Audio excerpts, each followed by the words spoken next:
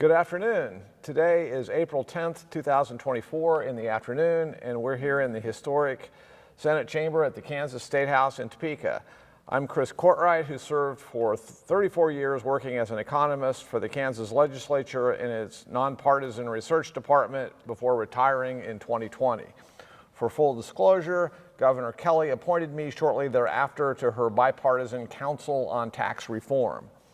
Today, I am privileged to interview former Senator and Representative Les Donovan, whose lengthy 24-year legislative career included slightly more than two-year terms in the House and almost 5 four-year terms here in the Senate. His long and distinguished public service career representing constituents from the Wichita area from 1993 to 2017 dovetailed with many dramatic changes in Kansas state government associated with new technology, evolving demographics, and wild swings and changes in the political culture and issues facing policymakers in Topeka. A stalwart within the GOP for many decades, Les had the honor of being selected as a delegate to the Republican National Convention in 2000 that nominated George W. Bush. We would also be remiss to not mention that before entering the political arena, you had already been extremely successful in the private sector as one of the more renowned car dealers in Wichita, a major business venture you continued to manage from afar for many years during the winter and spring months, even after getting elected to the House originally in 1992. Did I get most of that right? I'd say all of it. Okay. Very good job. This interview with Mr. Donovan is conducted on behalf of the Kansas Oral History Project, a not-for-profit corporation created for the purpose of interviewing former legislators and significant leaders in state government, particularly those who've served since the 1960s. The interviews will be accessible to researchers, educators, and the public through the KOHP website, ksoralhistory.org, and also the Kansas Historical Society and the State Library. Transcriptions are made possible as a result of the generosity of KOHP donors. Former Kansas House Speaker Pro Tem Dave Heineman is our videographer today. During your 2 decades in the legislature, you served on quite a number of committees, including in the House, Economic Development, Labor and Industry, Local Government, Federal and State Affairs, Taxation, and vice chaired the Financial Institutions and Insurance panel. Over here in the Senate, the list over 20 years is as long as our arms, but some highlights include the Commerce, Judiciary, Interstate Cooperation, and Confirmation Oversight panels. I think even more significantly, you spent your final 16 years in the Senate on the Transportation Committee, and in fact chaired that panel from 2001 to 2008, and 20 years on the powerful Assessment and Taxation Committee, where you were its vice chair from 2005 to 2008, and chair for your final 8 years from 2009 to 2016. We're going to be delving into your work on these latter 2 panels in particular in a few minutes, but we should also note for the record that you served as Assistant Senate Majority Leader from 2001 to 2004. Is all of that a good executive summary of your committee assignments and positions, or is there anything else you want to add that I may be missing? Well, Chris, one thing that comes to mind, I actually served for 16 years on the Judiciary Committee. Okay. I kind of joked with some of the guys and said that I think I could take a brief little test and I could become an attorney pretty quickly, because I heard an awful lot of things dealing with judiciary type things. But yeah, I thought I'd throw it out. Okay. Before we jump into your legislative career and committee work and big issues and whatnot, let's get into some additional background. One question we always ask former elected officials is whether they are native Kansans. My recollection is that you were not born here, but in fact may have grown up in or around San Antonio, Texas. Can you tell us a little about your childhood growing up and how you got into the motor vehicle business down there as a fairly young man? Okay. Well, to start with, I was actually born in Ray, Colorado. Oh. And when we were 2 years old, I was 2 years old, my dad drove us to San Antonio. I lived there and grew up there for 40 years. So, yeah, we ended up living on a farm. There were 7 of us in the family, 5 kids and mother, dad. And we moved into a 2-room house. And people ask me, well, where'd everybody sleep? And I cannot recall. So I can't tell you. I think my older brother and I remember in the summertime we slept outside on a blanket more than once.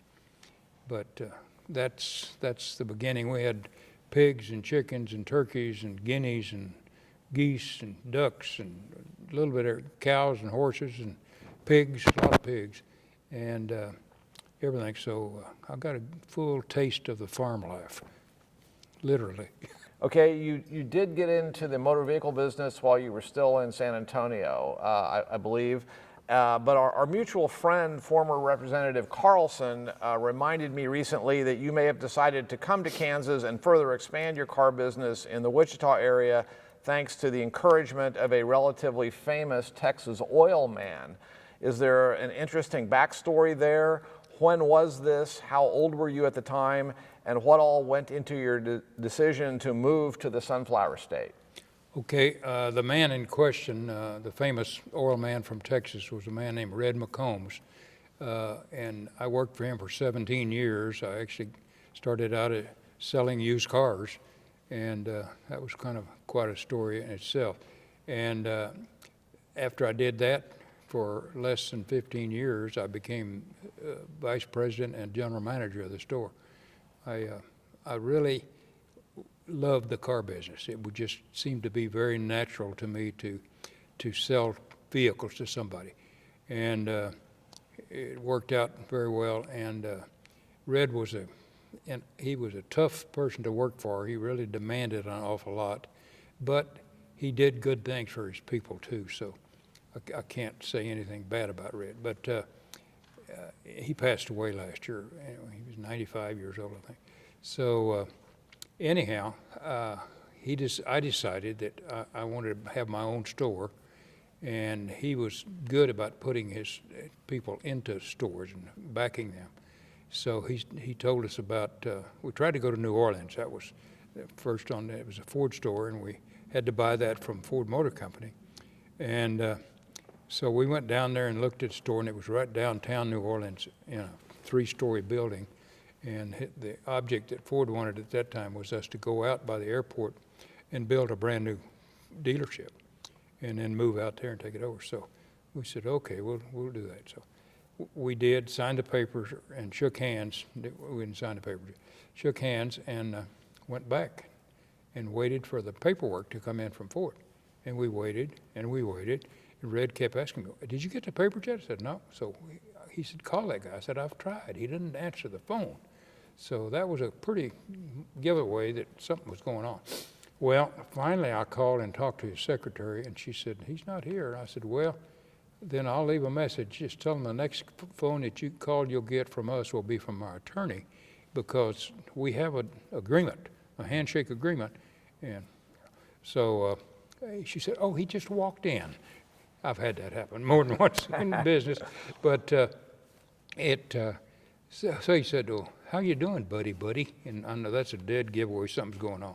So I said, well, we wonder where the paperwork was. He said, well, you know, we told you about this guy from Baton Rouge that we really had been working with for years, and we really wanted him to in that store.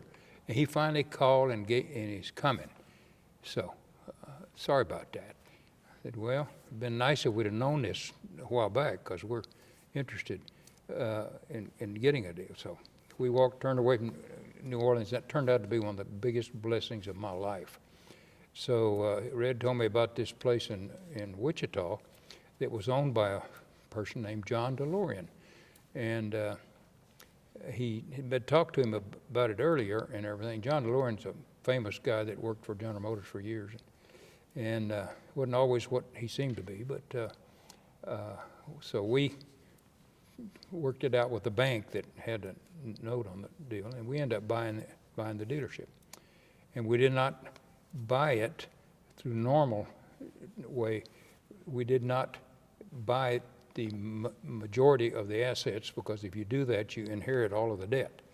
And the person that DeLorean had working in there, running the store, never would give us a list of all of his creditors. He just paused and delayed and well, I knew something was going on. We both did. So we just bought the used inventory. We did this. So we bought pieces of it. So we didn't get in under the bulk sales law, they call it. So we did that and made a deal with the bank, and we bought the Into dealership. Wichita. What year was this when you got to Wichita? 1977. Okay. Yeah. And my son was 15 years old at the time. I remember that because I gave him for his birthday.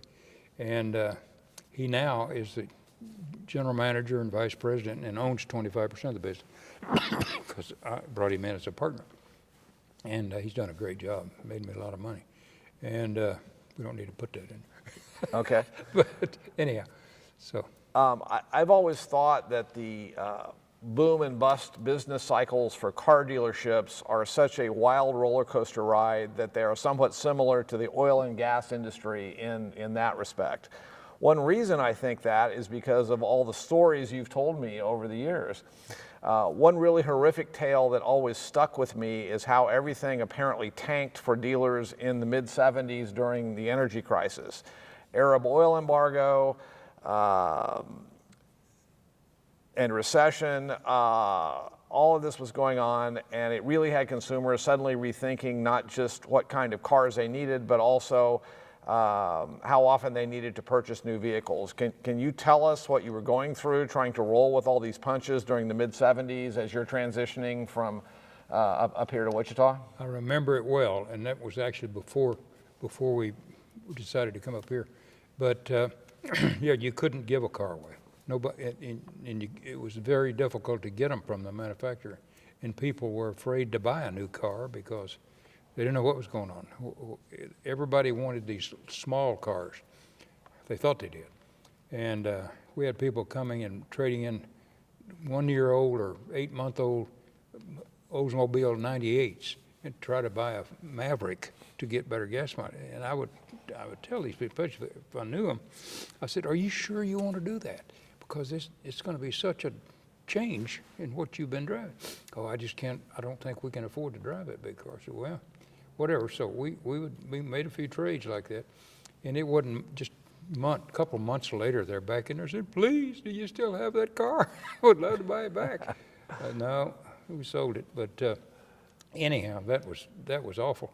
But what we did to have inventory to sell was we had a buyer who was one of our used car managers, and we sent him to several places, but the one place that he went to over and over was to Florida, and got involved with budget rent-a-car down there. And we bought probably, I would guess, 200 budget rent-a-cars that had anywhere from 50 miles to 500 miles on.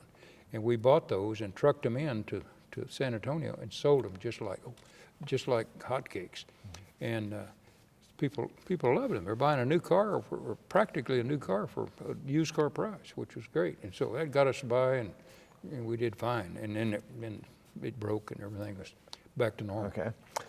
We're now going to spend a good bit of time on your work regarding lowering Kansans' property taxes on their cars, which the history books will record as your top priority and possibly greatest legislative achievement. I am fairly sure I recall seeing you here at the State House during the very early 90s, maybe as a conferee advocating for lowering car taxes even before you were elected in 1992. I'm guessing your frustration over the inability of policymakers in Topeka to address the issue in a meaningful way was one of the motivating factors behind your decision to run in 1992. But I'm assuming there were a number of other issues that prompted you. Were you concerned about state regulation of the overall business climate? This was a fairly volatile time politically, of course, and some of the property tax upheavals of the late 80s had led to the Democrats having taken the House in 1990 and to the election of Governor Finney that same year.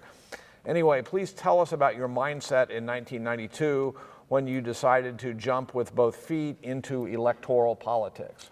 Well, the property tax on vehicles was one of the number one things.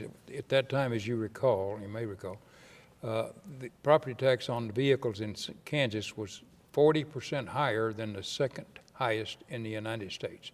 I remember an example that they put in the paper and talked about a Ford four-door sedan, just a basic car. The property tax would be $1,100 in Wichita, and the average highest in the rest of the country was $600. So it was awful. Kansas was just totally worse than anybody else.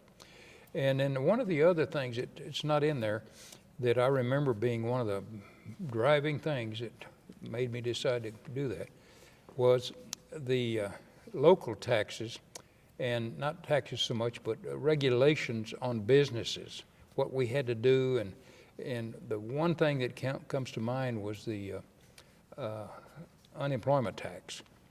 And it was completely out of hand. It really was, and wasn't getting any better. It was getting worse.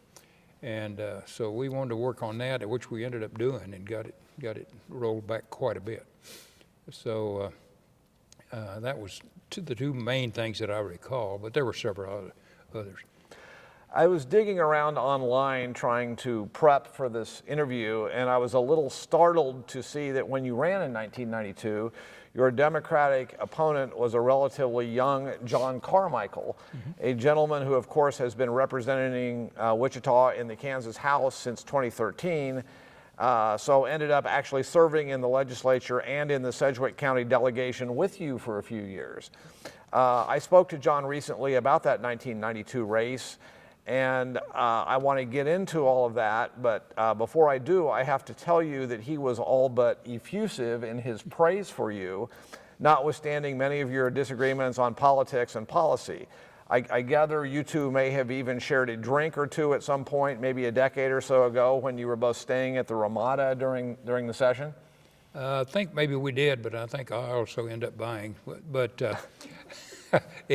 no, John worked out to be kind of a friend. He gets his cars worked on at my place and one thing or another. And I've had that happen more than once because I don't treat people, regardless of whether we're friends or enemies politically, I don't treat them with disdain or let them know that I dislike them. I don't.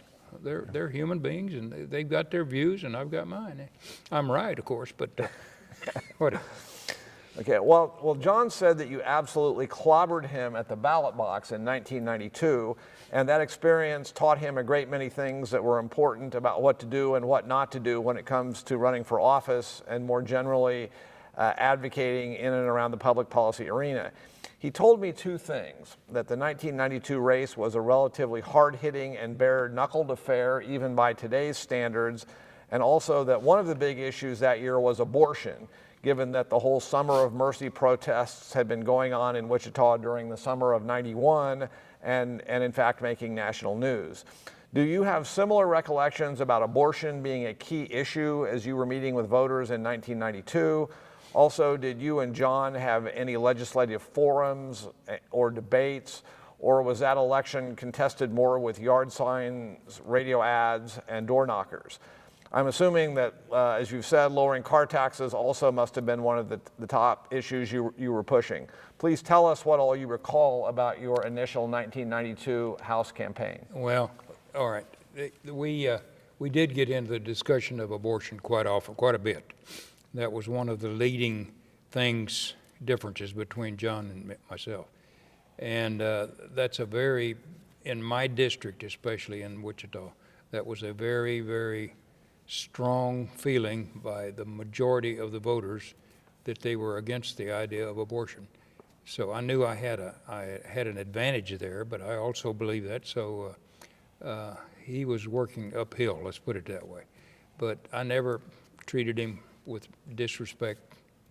But we did have two face-to-face conversations, or whatever you want to call it, and I enjoyed both of them, and I think I did a good job. Okay. Well, the night you get elected, Republicans also pick up a handful of seats statewide and regain control of the House chamber. So you came in as part of a GOP legislative majority where you would continue to serve for the balance of your career. But during your first term in the 93-94 biennium, your party only held the House by a few seats. Right. The Senate over here was far more closely divided than it is today, and incumbent Governor Finney, of course, was a Democrat. You are still a freshman and trying to learn all of the legislative rules and nuances and who the key state house lobbyists and power brokers are.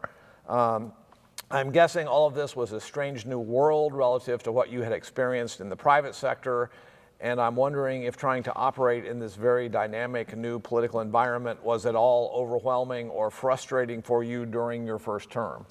No question about it, and I've told people many times, they ask me, what all do you have to learn when you're at? I said, well, the first thing you learn, it's very important, on each floor of the Capitol building, where are the bathrooms?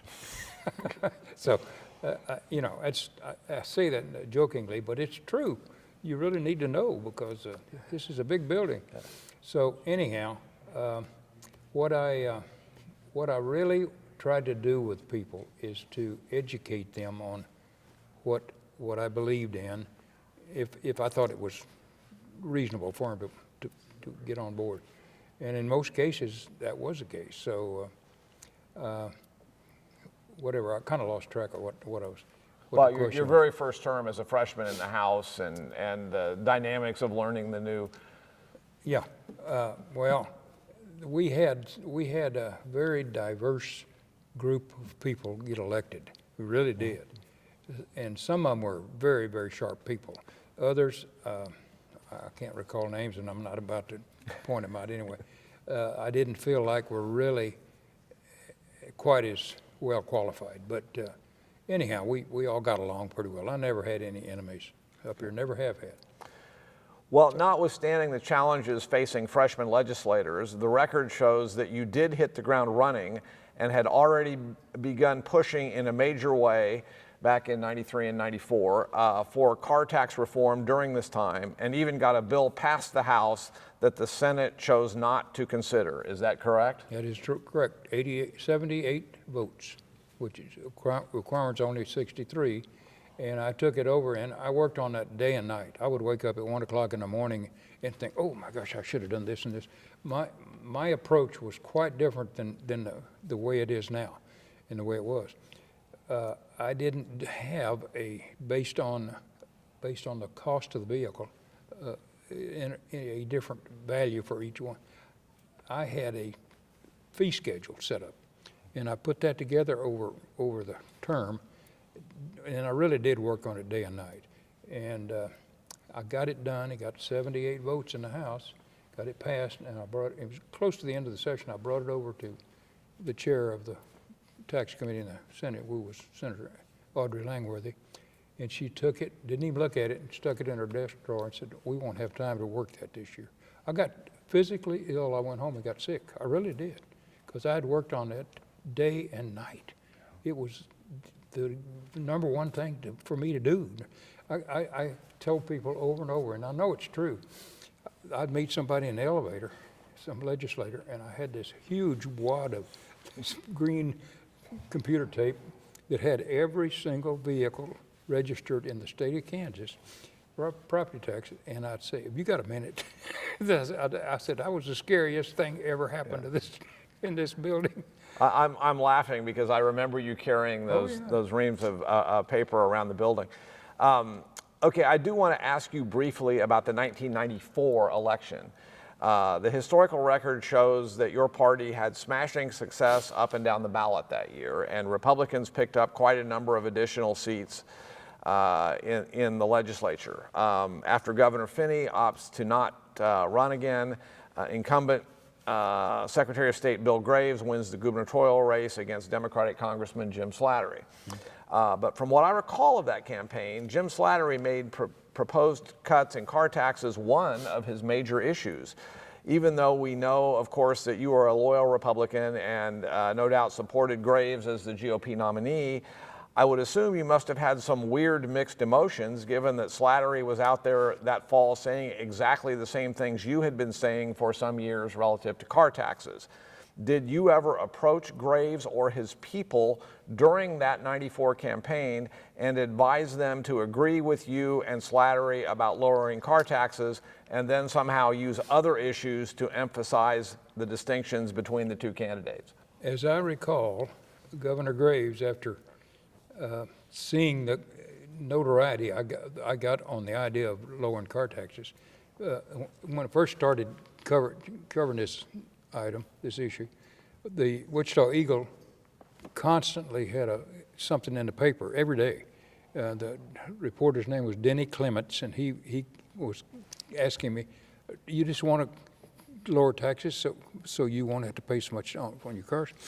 I said, "Denny, I don't pay taxes on cars, property tax on cars. I drive a car and pay a fee to buy a plate. That's it. I don't pay any property tax. It's the customers out there that pay the tax, and they're very unhappy."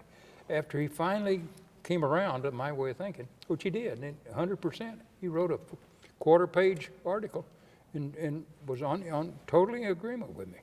And the Governor Graves, I'm sure, took note of that, as well as Mr. Slattery, who I never had conversation with about it. And they both saw that it was a sellable feature to the public. And so they both got on board, and Governor Graves actually got a bill introduced in his name doing that. And now it didn't do what I wanted to do. It didn't put in a fee schedule. That's what we need to do, get rid of this valuation thing. And because the counties are part of that formula, and if you're in a county that has real high property taxes, and there's some of them that are sky high, and there's others that are very small because something in that county is paying all those taxes, like where the whatever that puts electricity out. What the heck is that county? Anyhow, whatever. And western Kansas has a lot of gas and it pays a lot of taxes, so their mill levy is way low. Lower levies, yeah. Anyhow, that is not the way it should be. In a fee schedule, if you got a 1984 Buick and you drive it, you're going to pay $8 or $12, whatever it is, all over the state. It shouldn't be different, but it didn't get changed. The formula got changed, but it's still there. Well, no harm, no foul, because in 1995, new Governor Graves, as you indicated, and many of your newly arrived GOP colleagues did seem to finally acknowledge the high burden that car taxes had been placing on their constituents. And of course, the 1995 legislature approved a major car tax cut package that phased in a full 50% reduction in taxes over the next 5 years.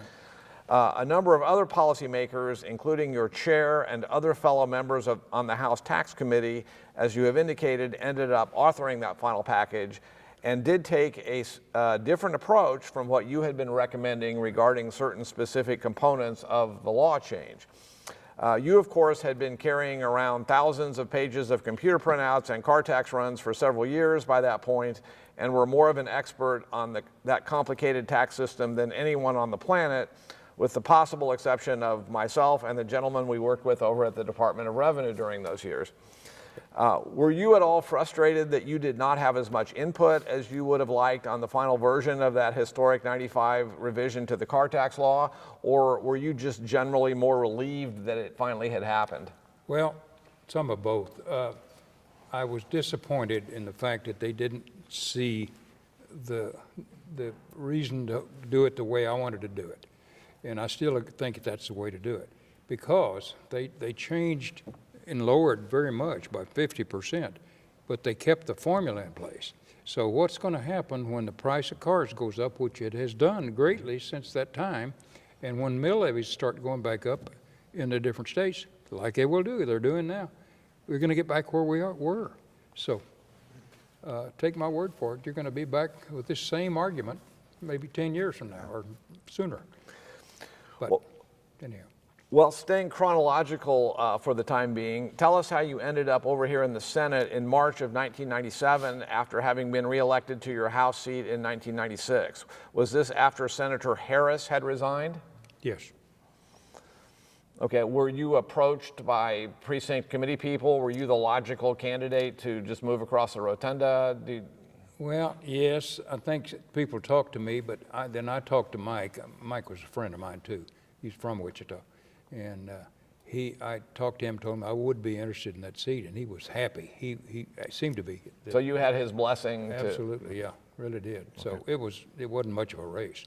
There were three other people that were going to run, and I talked to all three of them, and they all decided they didn't really want to run.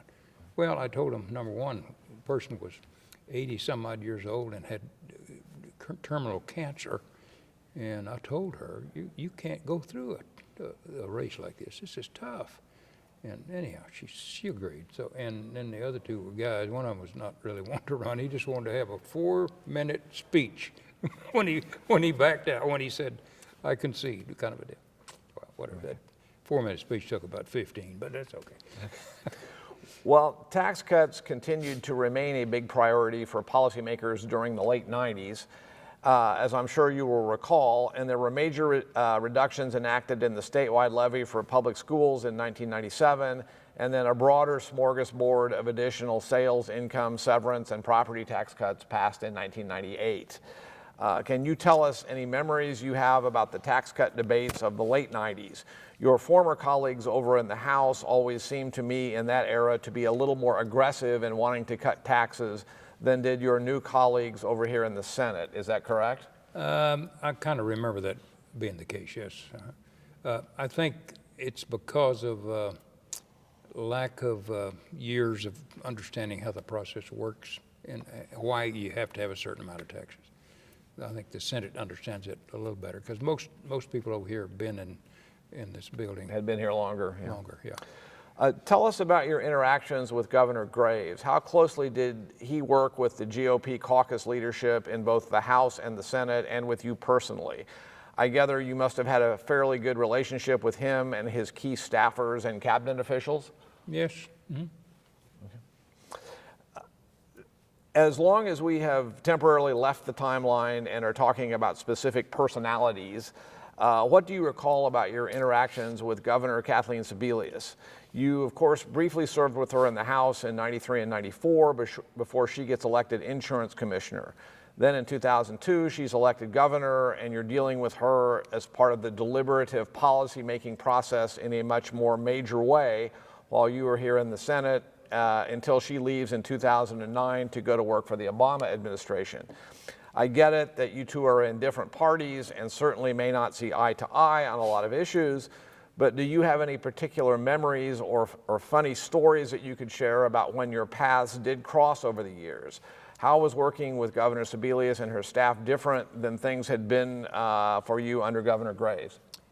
Well, and I have to tiptoe around this a little bit, I think, but as I understand, dealing with Kathleen, Governor Sebelius, she did not have a real grasp on taxes, how they work, and why they're where they are. So there was a case in point. We were discussing something one time, and I asked her a question, and she didn't know the answer to it, and it was a fairly simple question dealing with taxes. And she asked her assistant, who was a young man named Troy something, I forget what it was, nice young man, he really was. And he didn't know the answer either. They looked at each other like, what's he talking about?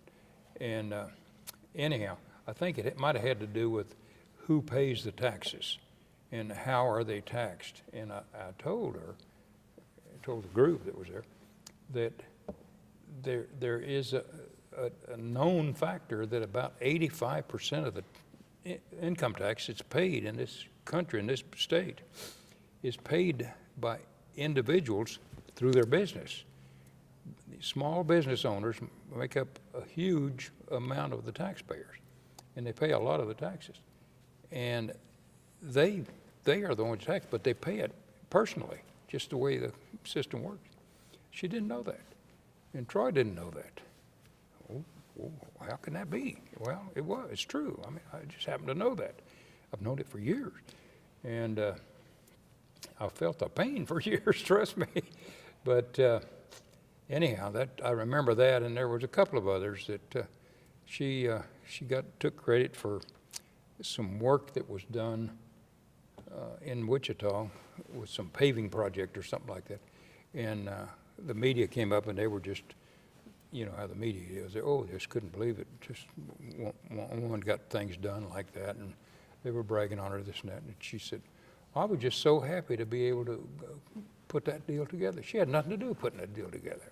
And there's a couple of contractors there said, we know who put the deal together, but that's okay. But that's just the way politics works. Yeah. Governors take credit when they can. People above governors take credit when they can.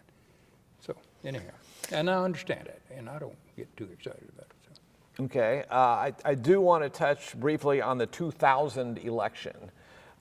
We noted earlier that you were a delegate to the Republican National Convention that year in Philadelphia that nominated Texas Governor George W. Bush for president. Right. Why did you decide to run that year as a delegate? Had you been approached by party officials and encouraged to do so, or were you just an enthusiastic supporter of the Texas governor and wanted to be there to see the whole GOP convention spectacle in person? Well, I can't really answer that because I don't remember.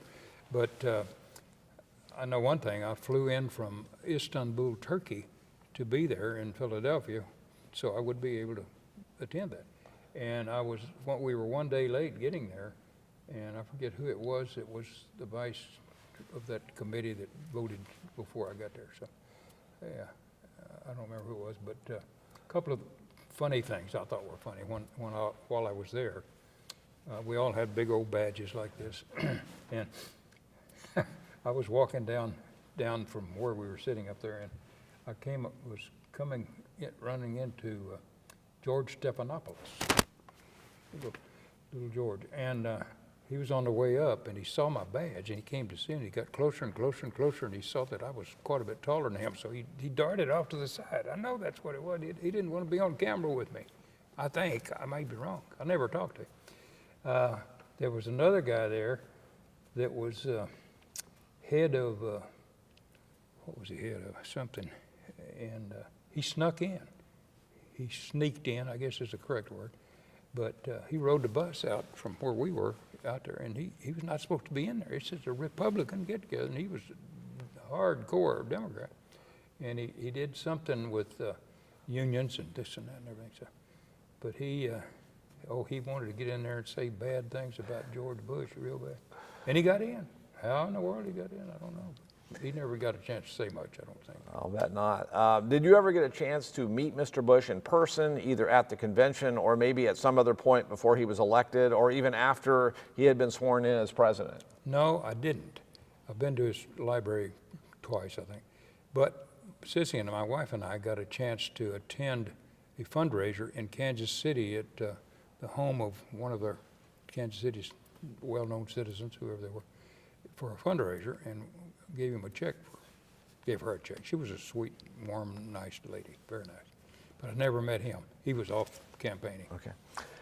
During that 2000 election, you win re-election to your Kansas State Senate seat with some ease, but of course Mr. Bush ended up in a weeks-long battle over the Florida vote count and hanging chads before the U.S. Supreme Court finally stepped in to basically assure he was going to be the next president.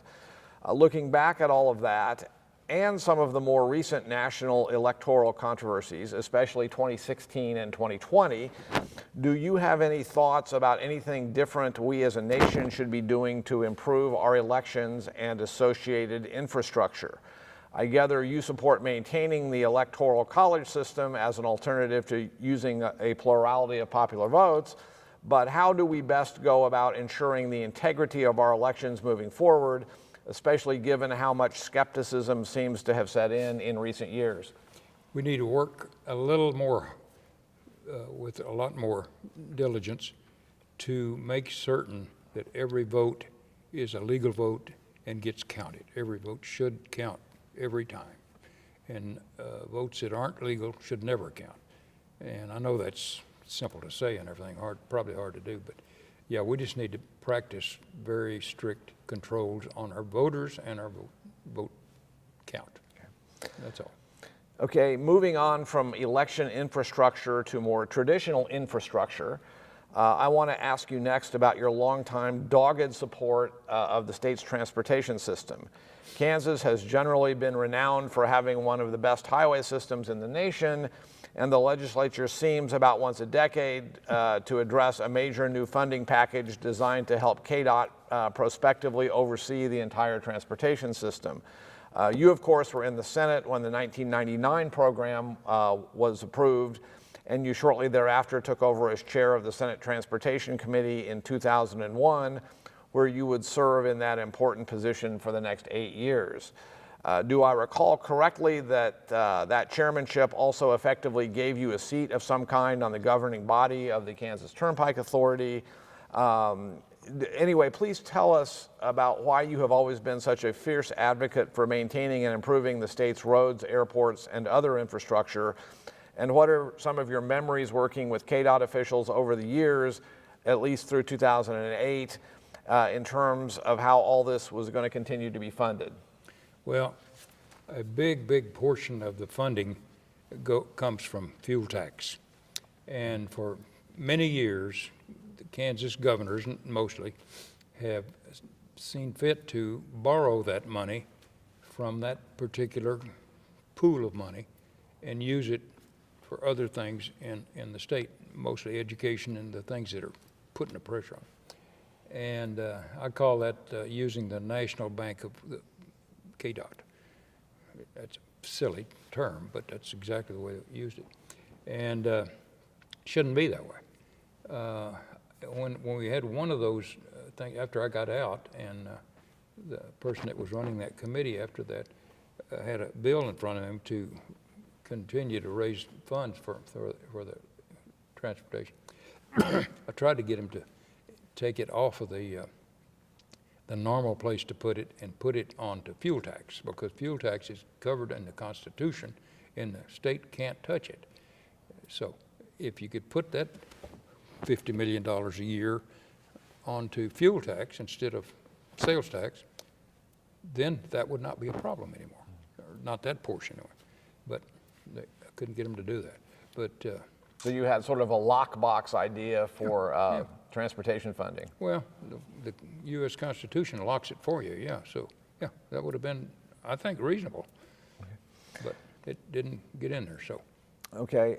Before we get into your years under Governor Brownback, I want to note that you had served in the House during the 90s while future Governor Mark Parkinson was over here in the Senate while he was still a Republican. Did you ever interact with him much during those early days and during the time he was Democratic governor in 2009 and 2010? I know that he was still in the GOP and in fact serving as statewide chair in 2000 when you were a delegate to the RNC. Were you involved with him at all during that period leading up to the convention that summer? And anything you recall about Mark Parkinson? I don't recall ever having any face-to-face interaction on a regular basis, let's put it that way. Whether he was involved in me running for that seat, I don't remember. I really don't remember that. I do know that Sissy and I were on a trip that I won to the Greek islands, and we had to fly out of Istanbul, Turkey, to fly back to Philadelphia, and we couldn't get in there because it was stormy, so we had to land in New York City, and the next day we flew. A day late, yeah. Yeah, but anyhow, I liked Mark. I always got along with him fine. I just didn't understand why he changed parties, but that was his ideal. Okay. As long as we are badgering you for your recollections about your dealings with other prominent politicians, we should also point out that future Governor Jeff Collier did serve in the legislature with you for a few years before he was elected lieutenant governor in 2010, including 2 years here in the Senate. Same kind of questions about him as the other future governors you worked with. Do you have any vivid memories or funny stories to tell either from his days on third floor or when he was down on second floor as lieutenant governor? Did you figure he was an up-and-comer in Kansas political circles, meaning that you were not surprised when he was chosen to be Sam Brownback's running mate in 2010? I thought it was an outstanding choice because he's a great person and a well-versed in politics of Kansas and everything, so I thought that was a great choice. Had no qualms about it at You may be sensing a pattern where we're asking you about a lot of these future governors whom you may have known from the Kansas State House political circles. But Governor Brownback may be a little bit of an outlier in that he may have only briefly been around as Kansas Secretary of Agriculture during your first term in the House, but then, of course, got elected to Congress initially in 1994. Right. He was soon thereafter elected to the U.S. Senate in a 1996 special election opened up by Bob Dole's resignation and remained there until he was elected governor of Kansas in 2010. Did you know him personally before he was elected as well as you did some of the others? And had your paths at least crossed at fundraisers or political events over the years? Yes, they had, and I had supported Sam when he was in the U.S. Senate. And after he ran for governor, I supported him all the way through his career when it was available. Okay. All right, one more of these. You, of course, served in the Senate for a number of years with current Kansas Governor Laura Kelly. How did you get along with her? What did you think about her political abilities? And were you at all surprised when she decided to run for governor in 2018? Not really, not because I knew that normally that would come out of the Senate, the Democrat side of the Senate. And I had thought, in fact, I wrote that on my notes there, that I thought she was the most qualified Kansas Democratic senator to be asked to be the governor. She's got more clout or more political smarts than anybody else in there. I thought she always should have been the leader of the Democratic Senate when she wasn't, before she was. Okay, I won't name names there, but she in my mind, she's the class of the class, if you would. Okay. All right, let's talk a little more about taxes. Starting in 2009 and through the balance of your career in 2016, you chaired the powerful Senate Assessment and Taxation Panel during some extremely interesting times. You think? We know that Governor Brownback had gotten elected in 2010 and by 2012 was rather famously pushing for some dramatic changes to the state's tax code, with many of his proposals getting enacted. There was some parliamentary maneuvering out here on the Senate floor, of course, and I think to be fair to the governor, we should point out that the final version that landed on his desk was not exactly the version he preferred. He did, however, sign it into law, and the great self-described tax experiment was off and running. What are some of your memories from 2012? Arthur Laffer, the famous economist, was flown in here to Kansas as a special consultant. Is that correct? Yes, I remember that. Okay. Yep.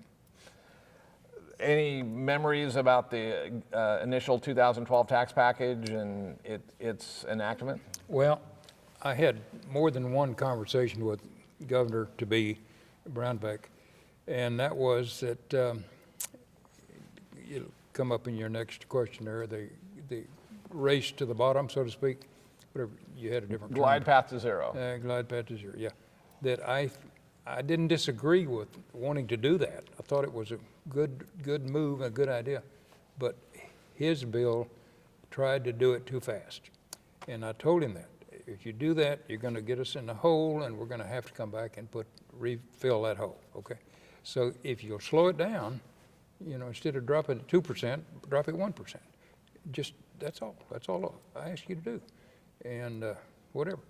And he said, no, we're going to run it the way it is. I said, all right, whatever, but I disagree. It's going to stay there very long. It'll come back to bite you. Yeah. And I guess it did.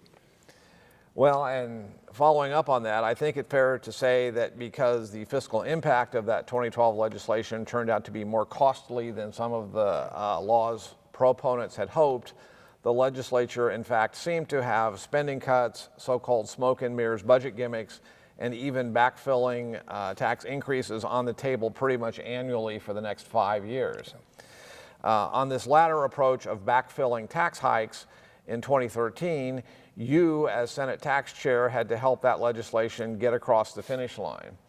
Democrats, of course, were not eager to help bail the governor out at that point, so the tax increase had to be enacted with only GOP votes. That 2013 bill had a sales tax increase and reductions in both itemized and standard deductions from the income tax as its most controversial features. Right. was getting anti-tax Republicans, especially a number of nervous freshmen who had come in with the 2012 election, to vote for that plan, a huge challenge for you and leadership. Yeah, I had another term than nervous, but that's, yes, it was a problem. Put it that way. Quite a challenge. Oh, big time, yes. So this was why perhaps the so-called glide path to zero formula that ultimately never would be implemented was in the 2013 bill, to maybe help people who voted yes be able to say that they, at the very least, had voted for the ultimate repeal of the income tax. Yeah. That's the kind of stuff that the public gets a hold of and says, see, they don't know what they're doing. They back and forth, back and forth. So we should never do it that. We should fix it the right way and not have to go back and change and whatever. That's my personal and political opinion. Well, we had a very similar situation 2 years later when policymakers in 2015 had to enact yet another backfilling tax increase with pretty much only Republican votes. I know the 2015 session is the one that languished all the way until late June, and there was a near meltdown of the state financial system as the end of the fiscal year was approaching. There ultimately was another sales tax increase, a cigarette tax increase, and a postponement of income tax rate cuts that had been set in 2013 to help get that previous measure across the finish line. The only thing I liked about that was the cigarette tax. I didn't care. That was fine with me. You could raise it again today if you want to. Okay. I'm guessing your job as tax chair must have remained pretty much the same. You had to help convince majority party members that this had to happen. But even though you were no longer chairing the Transportation Committee during these years when the state fiscal crisis seemed to have become ongoing and institutionalized, I assume you must have been a little concerned with all the raids on the so-called Bank of KDOT when funding that had been earmarked for transportation was repeatedly diverted to help backfill the state general fund. Exactly. And it wasn't just then. It had happened over and over and over up to that time, and still happening today, as far as I know. As we indicated earlier, your last term from 2013 to 16 was characterized by a number of new faces on the scene in the Senate, as there had been some hotly contested GOP primaries in 2012. Beyond all the work on tax policy, do you have any recollections as to how the overall legislative dynamics had changed somewhat during your final 4 years in the Senate? In the twilight of your legislative career, did you work fairly well with the incoming freshman class of 2013? I've never had a problem getting along with anybody in the legislature because I realize what they're going through because I went through it, and I tried to make them feel as welcome to this position as anybody else. So now I may not agree with them on policy, and probably more than likely wouldn't vote with them, but I'm not going to talk bad to them or about them. Okay. Unless it's you, I might do a little bit about you. Okay. Not likely. But before we leave the tax talk aside, the third and final backfilling tax increase enacted in the wake of the original 2012 experiment occurred in 2017 after you had left the legislature. At that time, lawmakers in both parties approved a bill that repealed the non-wage business income exemption and restored the 3-bracket system to the individual income tax that had been reduced to 2. Although Governor Brownback vetoed that measure, legislators subsequently overrode his veto with 2/3 majorities in both chambers. Even though you were no longer around at the time, did the way all of that went down surprise you at all, or does anything that happens here surprise you? No. Very simple. In fact, my answer on the sheet says nope. It doesn't surprise me. Not at all. Okay. Again, by way of full disclosure, I would point out that we have known one another for well over 30 years, and I was a member of your committee staff during all the years you served on and then oversaw the tax panels. I can honestly say that one reason I look forward to doing this particular interview so much is that of the many hundreds of legislators I have known over the years, you are by far one of the most colorful and fun to be around. One of the highlights of the legislative session for me every year would be when you would wear an extremely loud, bright green suit for St. Patrick's Day. I assume it's safe to say that you are quite proud of your Irish heritage. Oi. Okay. Given that you were such an important part of the political whirlwind here at the State House for so long, how would you compare and contrast the institutions of state government today with the way things were some 3 decades ago when you first got to Topeka? What are the biggest differences, and are those differences generally positive or negative in your mind? I put on my answer sheet there, they're both. There's some positive, some negative, but the people looking back when they were in the office always feel like they did a better job than the people that are there now. So I can't say anything derogatory about them. I'm not going to. So. Okay, anything else you might want to add about what the future holds for you? Do you remain involved politically as a behind-the-scenes advice giver or consultant of sorts? Any chance you're going to be a GOP delegate again this summer? I haven't been asked, but and I'm not sure I would accept that if I was, because it was not a lot of fun. Let's put it that way. A lot of travel, and I'm not into traveling much anymore. I'm too old to do that sort of thing. But I enjoyed it while I was. I wouldn't have flown all the way back from Istanbul, Turkey, to be there if I didn't think it was worthwhile. But yeah, I think I've had my run, and I don't want to jump back in again. Let's put it that way. Well, Mr. Chairman, thank you so much for your time today. Thank you. Easy, easy.